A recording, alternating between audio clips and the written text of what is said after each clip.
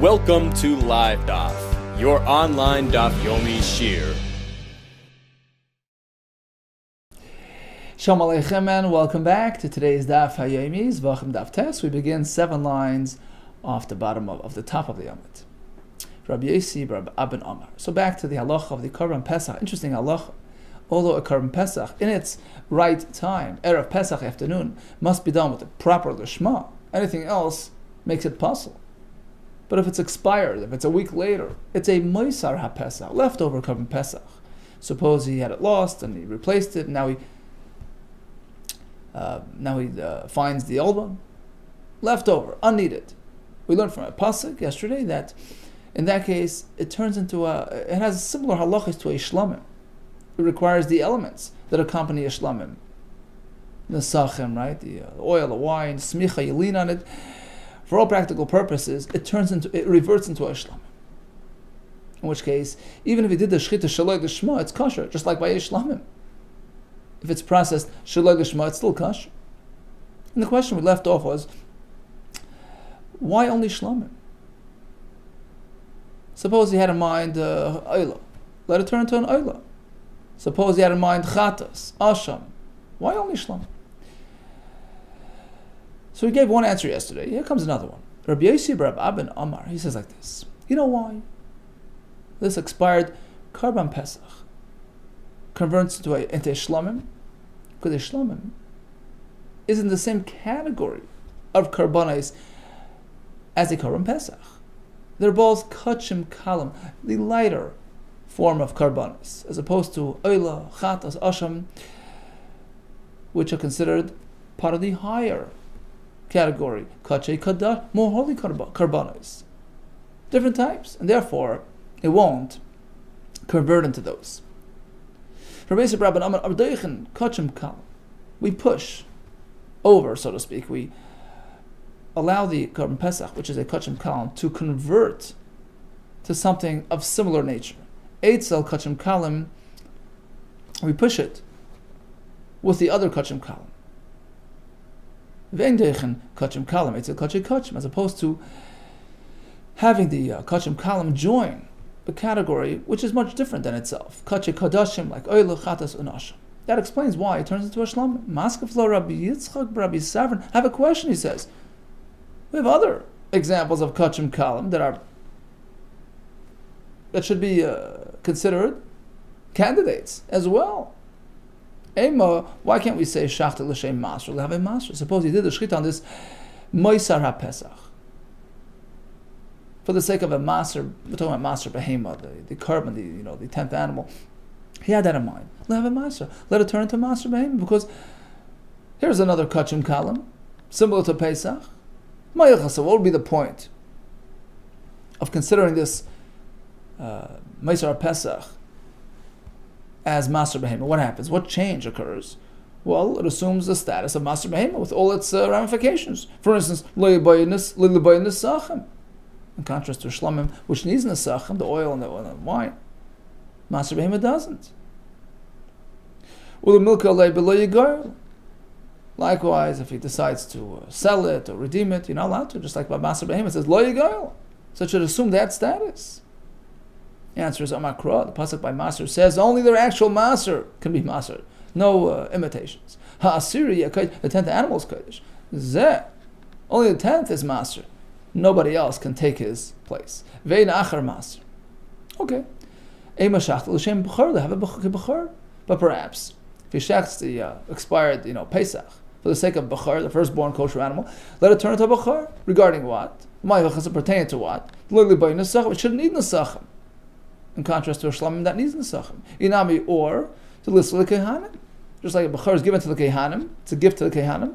Likewise, this too should be given to the kehanim. The answer is again, b'chor does not allow for imitations.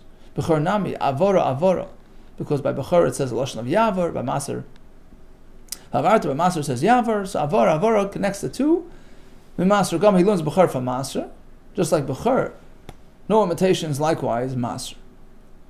We still have another option. He takes this expired Korban Pesach, does the shechita for the sake of a tmura. I want it to be a tmura. Tmura is typically like a copy of a korban. He has an oila before him. He says this second animal should be like a copy of the oila, a certain type of status. So let the carbon pesach, which was shechted for tmura's sake, turn into a tmura. Pertaining to what? L'may hachasa, l'milka alei. The fellow who does it gets malchus. You're not allowed to make a tmura. Inami, alternatively, l'meikam alei. He should be liable to the lav, but lo yimachar lo yigoyel if he sells it. Some take this out because we don't find that by a tmura there's a lav of lo. Okay, in any case, why can't it turn into a tmura? Amamar zutra b'eder Rav Nachman Makro. The pasuk says no. A tmura is only if it's really a tmura. V'hayahu tmurasai. Only the unholy animal, mundane animal, which is turned into a tmura from a kodesh animal, becomes a tmura. Only that's tmura. Zu tmura. Ve'nach a tmura. You can't, manufacture an artificial tmura. So it doesn't work. Asks the Gemara one more question. What about a toida? Ve'ema, we can say shachta l'shem toida. If he took this carbon pesach, did the shechita for the sake of a toida, let it turn into a toida. L'mayachas pertaining to what? Latina lechem, to require the breads, just like a toida needs bread. This too needs bread. As answers the Gemara, you can't suggest that it will require breads. Mi kamidi, how can you have a situation the pesach gufi, the actual original carbon pesach in its right time, loy boy lechem, doesn't have bread requirements. And the leftovers, unneeded carbon pesach should require bread. How could the leftover be more strict than the original? So you can't suggest that it turns into a toida with the bread requirements. If that's the case, then here as well, you're telling me it turns into a shlamim. Well, a shlamim has additional components unfound in a carbon pesach. So you're pretty much upgrading the leftover carbon pesach to a higher level than the original.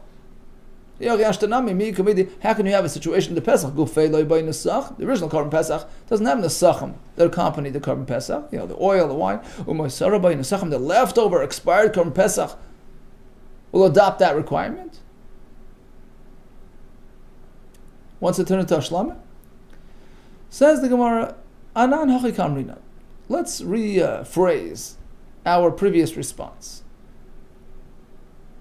to your question, why can't it turn into a toida? Well, it can't have bread requirements. The point was a bit different. How can you have a situation? Let's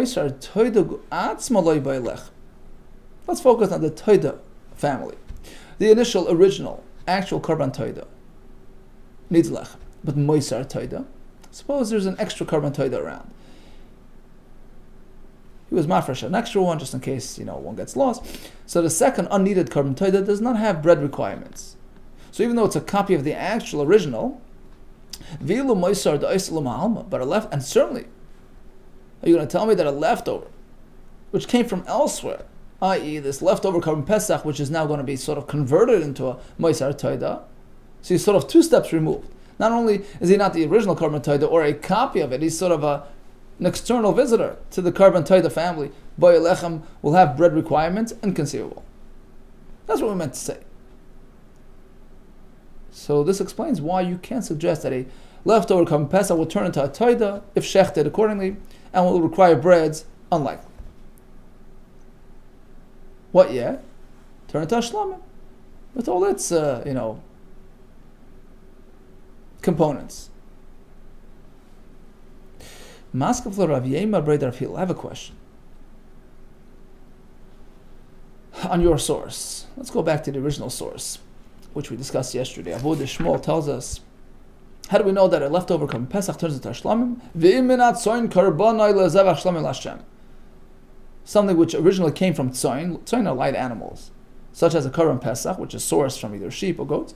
If it's unneeded, it turns into a zevach shlamim. How do we know? It relates to a leftover carbon pesach. Maybe it's relating to a leftover carbon hasham, which also comes from tzayin, from light animals. And the halacha will be, if it's unneeded, it turns into a shlamim.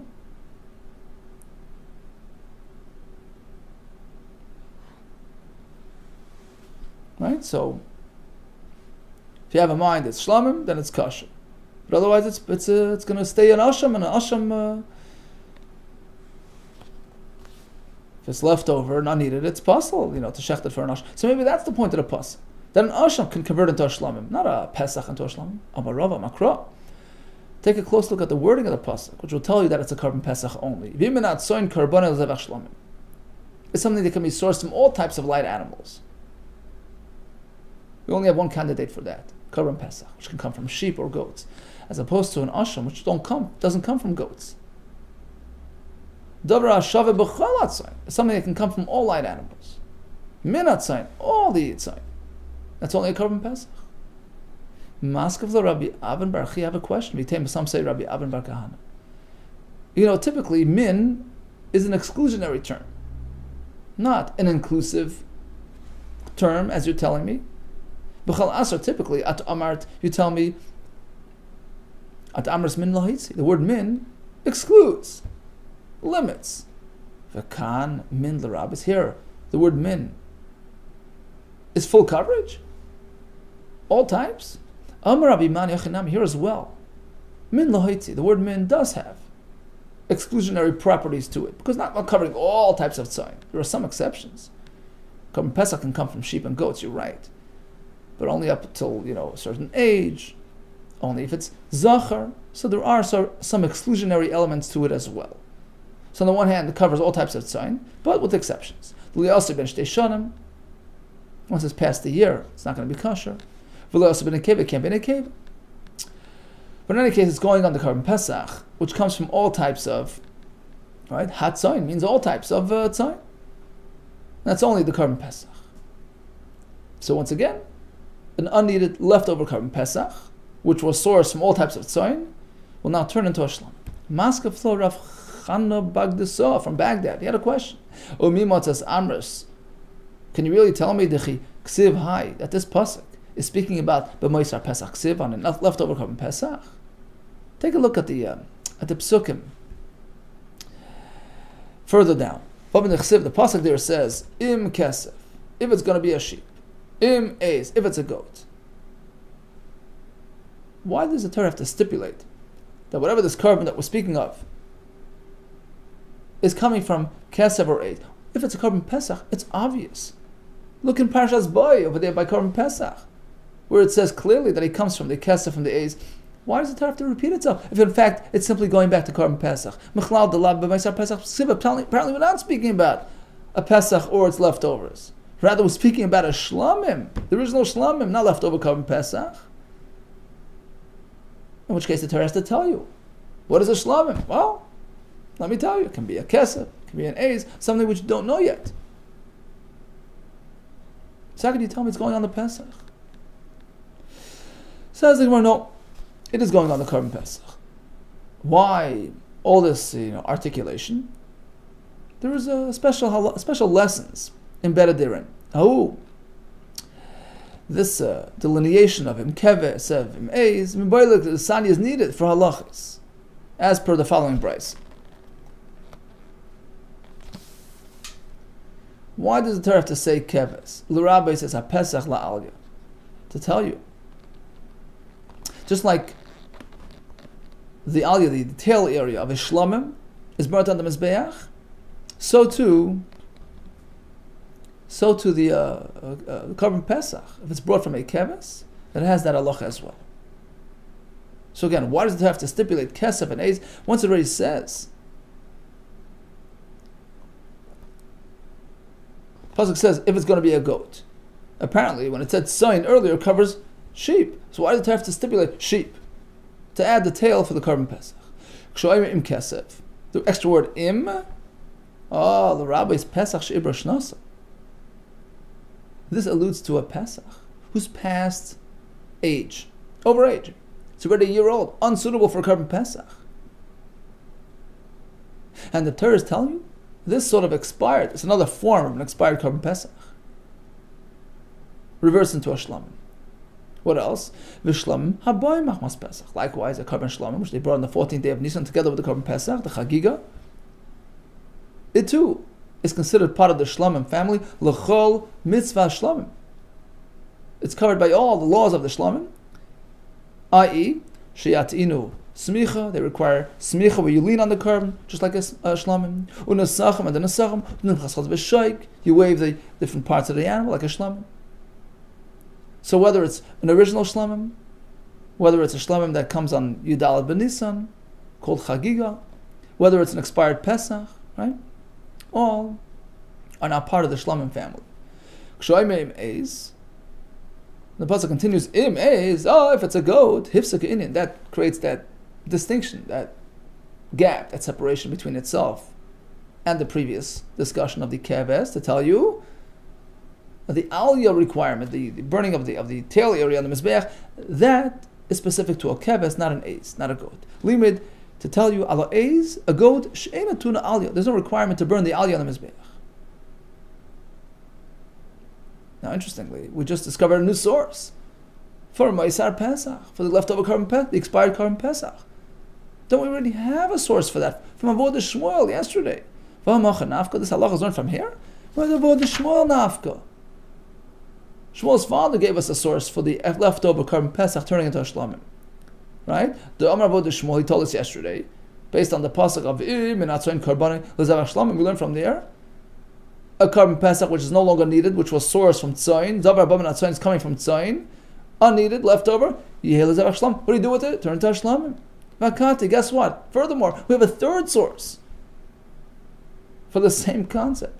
Mid Rav Nachman Amar Rav Avo Nafka. We learned from there. The Amar he told us back on Daf Zayin. Rav Nachman Amar Rabba Bar Vomenai L'Moisa Pesach Shkarv Shlamim. Sounds familiar. How do we know leftover carbon Pesach turns into shlamim? Yet another source, a third pasuk. Shnama v'zavachta Pesach Hashem l'keach tzoinu bakar. Pesach will be brought as tzoin and bakar. Bakar is a heavy animal.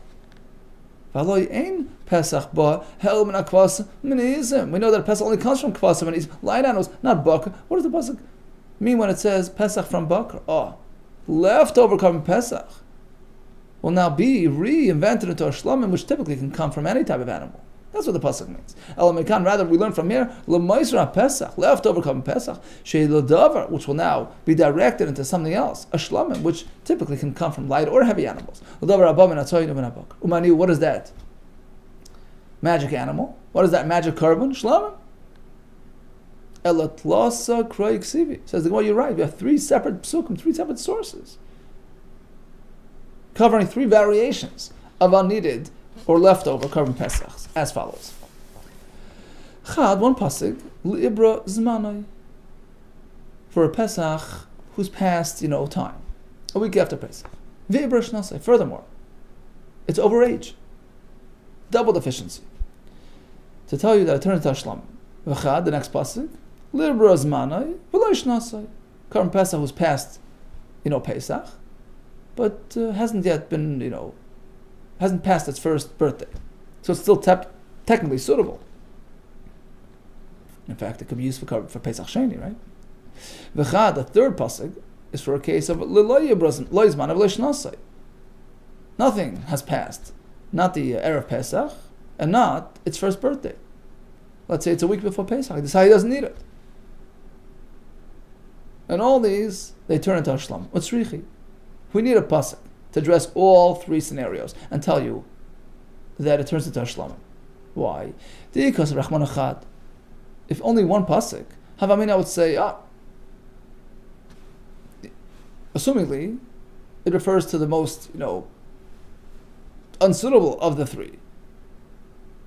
Where it's missing its man, it's missing its age. In which case it's totally thrown off from the Pesach. It's unsuitable completely for many reasons. So there, it turns into Ashlamim. But if it's not really so unsuitable, it's not so deficient. Let's say it's past time, but it's not past its birthday. The Chazal Pesach Sheni can still be used for Pesach Sheni as a makeup carbon Pesach. Perhaps in that case, it doesn't turn into Ashlamim. Because Rahman and entirety, now if the Pasuk would say it twice to cover the previous two scenarios, still I would say, Mishum de Itchilu Mimosai, because after all,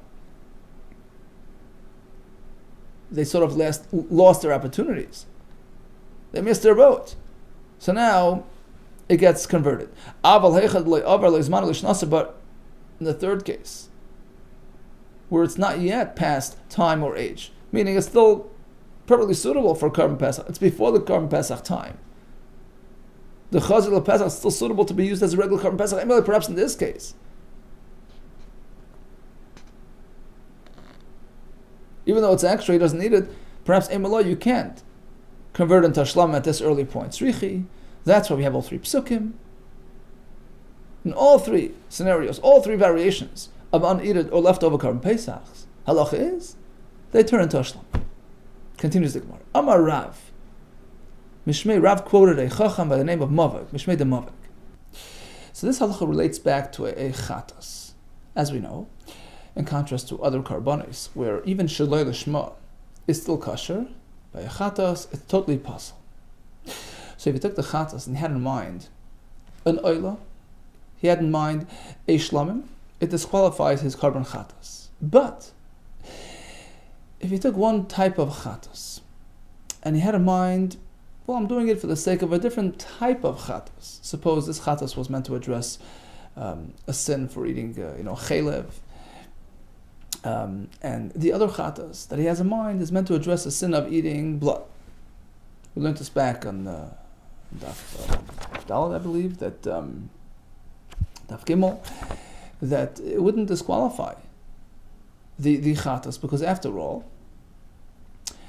it wasn't really as much of a switch. He didn't really relabel the chatas.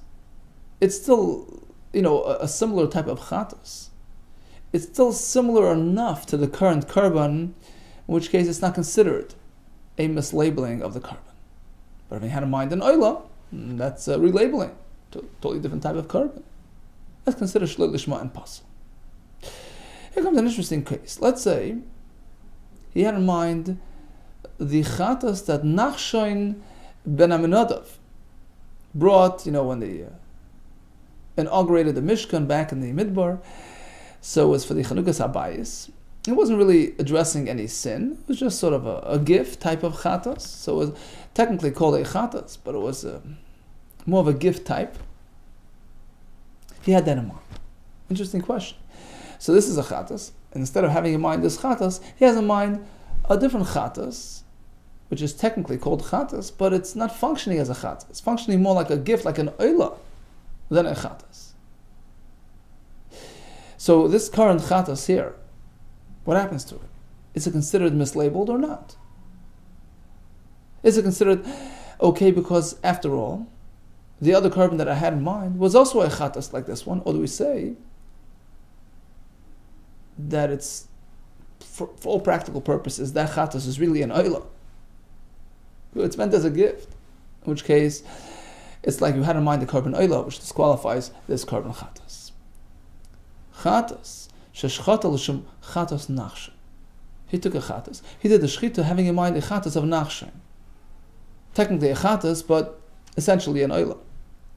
Kshera, it's still okay. The Amakra, the pasuk says, zois Torah chatas. Torah means this is the rule, general rule. It's all one big category. All karbonos chatas. Torah achas l'chol chatos. All karbonos chatos are considered one and the same, in which case it's okay. It's close enough. It's in the family. Yosef Rava, v'ka'amar lo l'hashmad. Rava is sitting and studying over the halacha that Rav just told us. It says, Zois Torah chatos, bundles it all together. It's all one happy family. We have a kasha from a similar halacha by a mincha, flour, oil offering, where there was a switch, Shini Hashem, and there we don't seem to work with this idea of Torah, that Torah bundles it all together, making it into one happy family. Eisvei, Rav Misharshi, he had a question, L'Rav. Rav Shimon Aimer, Kol HaManachos, Shenik Mitzu Shloi L'Shmon Ksheris. In contrast to a animal carbon, whose name was switched, who we say that the animal carbon is kosher, but it can't really, count for its owner. Right? He doesn't get credited for the carbon. He hasn't fulfilled his obligation by a mincha which was switched. So let's say he did the kmitza, like he scooped, right, which is corresponding to the act of shchita by an animal carbon, which is meant to separate the blood, which is meant for the mizbeach from the rest of the carbon. The kmitza as well separates the portion which goes in the mizbeach, so it's a corresponding act to the shchita, he had a mind shaloi lishma. He took one type of mincha, let's say more of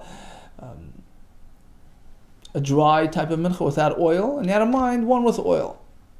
He's doing it as though it's the other one. Or sometimes you have a mincha which is deep fried, which is called marcheshes. You have the machvas, the one that's fried on a more baked on a more flat pan, which is going to be more thicker and less oily. So he switched. He did this one having the other one in mind. It's okay. Not only that, even counts. The owner gets credited for it. Why, says Reb Shimon? Why is this different than the animal karbanos where we say that the owner doesn't get credit for he switched carbon? You can't compare a mincha to an animal carbon. Why? It's machmas.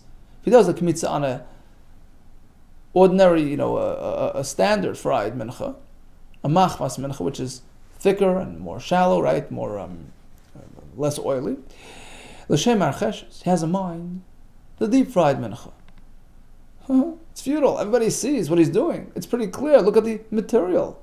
It's clearly a machmas, and not a marcheshes. Maaseh moichichen aleh, the actual material and the way it's processed indicates upon itself what it is. It's pretty obvious what it is. Shehi machmas. That certainly it's a machmas. What you're thinking in your mind that we're saying with your lips makes no sense. So it doesn't affect the mincha. Likewise, chareva. He scoops out a dry mincha. L'shem blula, having in mind an oily mincha. Again, it's futile. Maaseh moichichen shehi chareva. Everybody sees it's a chareva. So his mislabeling, his diversion, has no impact whatsoever. But by a carbon, animal carbon, it's different. Whatever it is, a chatas, oil, shlam, they look the same, more or less. The shchita is the same by this one, that one, the other one. So you can't really tell them apart. And therefore what he's thinking, what he's saying, makes an impact. Shchita achas lekulam, same shchita for all the karbanos. Kabbalah, achas lekulam. Zrika, achas lekulam. Therefore, says Reb Shimon, mislabeling a mincha has no impact. End of halacha. Now let's analyze this halacha. Tama. The only reason why he's safe is because of this idea that the actual material indicates its very nature. The maaseh mechichen. But without that fact, ha'ein maaseh mechichen. If you wouldn't have that saving grace, you wouldn't allow the mincha to pass because it was mislabeled. Amai, who cares? Lema, we still have that pasuk. It's all one big happy family. Zois Teiras, right? Zois Teiras HaMincha. We should learn Torah Achas, L'kol Menachas. All Menachas are pretty much under the same umbrella, part of the same family. There's no mislabeling going on. If what you're saying in fact is true regarding Echatas, which was switched. Eloi Itma, rather, let's backtrack. You're right. If the halacha was said, it was said like this. Amarav Mishmei de Mavaik. Chatos, instead of speaking about mislabeling the carbon, what happened was, it was a chatos. Sheshchata, where the shchita was done, almanas, she's chaper bo nachshoin. He had in mind that instead of the owner getting kapara, nachshoin, ben amenada will have kapara from it. Does it constitute a redesignation, which disqualifies the carbon? No, kshera, it's fully fine. In kapara l'mesim, nachshner, passed away long ago. So the concept of atonement doesn't apply to him, and therefore he's not an interfering factor. But why doesn't it just say, if you had in mind the person that passed away, why specifically mention Nachshon by name? What's the significance? Hokamashmon, he's coming to inform us how this works. Time of the mace.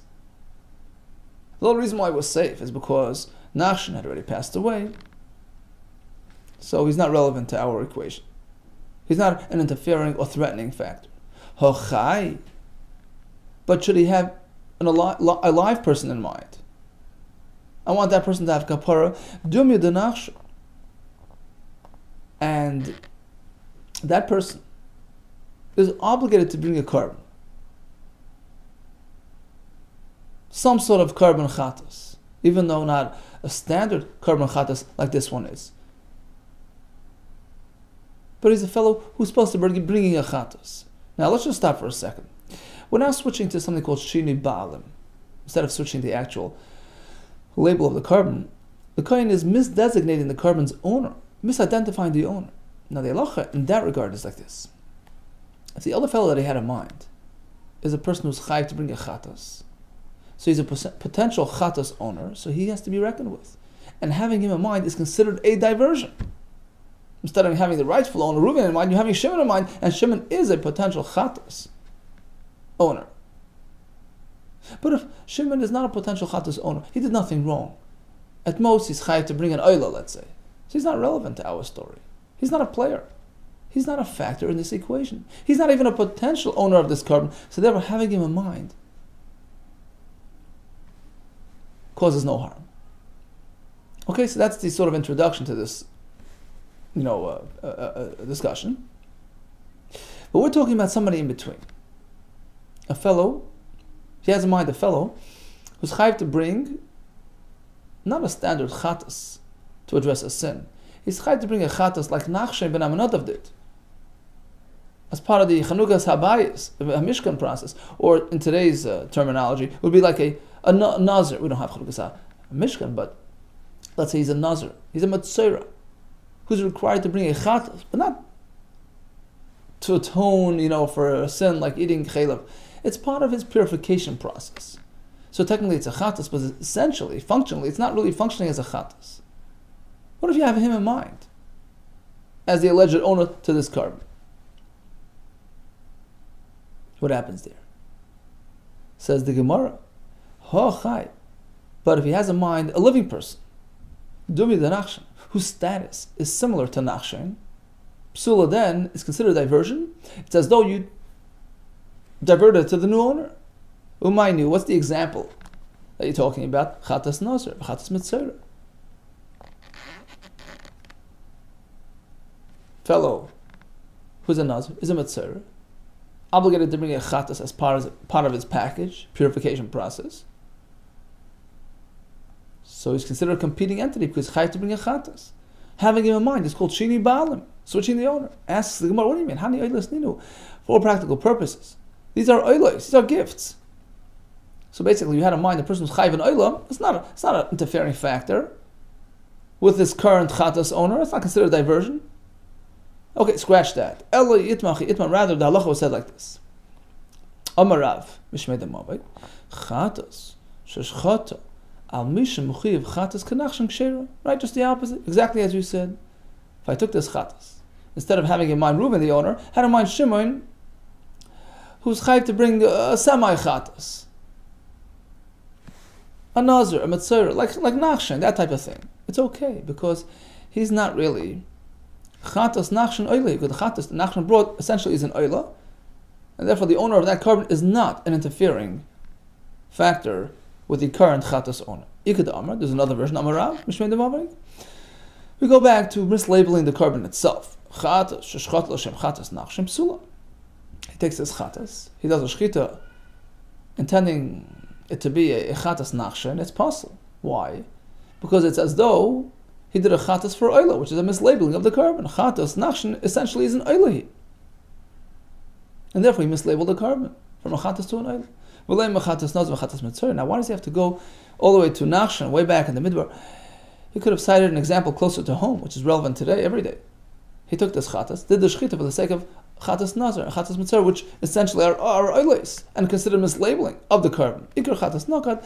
He chose to go back to the original, way back, first time in history where we have a private chatas. So he cited that as an example, but you're right. It can apply to chatas nazar and chatas mitzvah as well. Amarav, chatas chelav sheshchat lo shem chatas dam, shem chatas ha'etz kechavim. So he takes a chatas, which was meant to atone for chelav, which is a kares violation if done intentionally, and he has in mind, no, this is for a chatas for dam, for eating blood, or chatas for worshiping avodah zarah. It's okay, kshera. It's not really considered mislabeling because they're all pretty much the same type. But l'shem chatas nazar, shem chatas mitzvah, psula. He has in mind those korbanos. It's considered a mislabeling. Hani oilas ninu. These are technically oilas. So chatas l'shem oilas is possible. But Rava, what about the next shayla? Chatas chelav. So he had a standard conventionally chatas, and he had in mind sheshachta l'shem chatas. He had in mind a carbon that one would bring if he violates the purity of the Beis Hamikdash or eats carbonates when he's impure. So there, if done intentionally, there's kares, but unintentionally, there's a different type of carbon. It's not a standard fixed chatas. It's a fluctuating, flexible chatas, depending on the level of his affordability. If you could bring an animal or birds or mincha. So in some ways, it's similar to regular chatas. So diverting to there, perhaps, is not considered diversion. So you had in mind l'shem chatas the tumas migdash kadosh. Ma, what's the status? What's the halacha now? Miyamina shall we say? They're both similar enough. Kares kamaisa. In both options, in the chatas chelev and in the chatas of the tumas migdash kadosh, there's a kares element. So in that way, they're similar. So it's not considered relabeling. Or you can say in kavo kamaisa. In a way, it's different because, in contrast to the conventional fixed chatas, that was a fluctuating one. So it's considered a diversion. Okay, there's a gersa which adds the word teku. Teku means let it stand. The Rebbe in the Cheder used to say teku stands for tishbi, aliyoah tishbi, aliyoah navi, yetaretz kushis va'abayis, tough yud kuvav. But literally, teku just means to stand. Let it stand, unresolved until further notice. They say in Yiddish, you don't die from a kasha. From a kasha, start finished.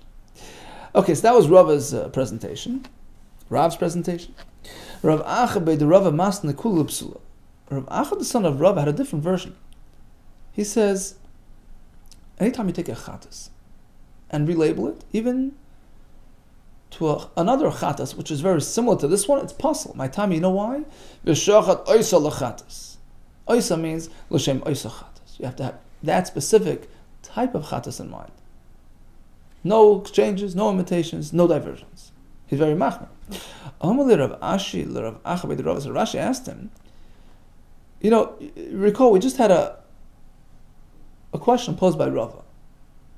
If he took a chatas and he had in mind a carbon oil of a yerid, is it okay or not? Now, according to you, there's no basis or even room for such a question because you hold that any type of diversion by chatas is possible. Baya the Rava, so Rava's question, Heichi mas nisula, how'd you express the question?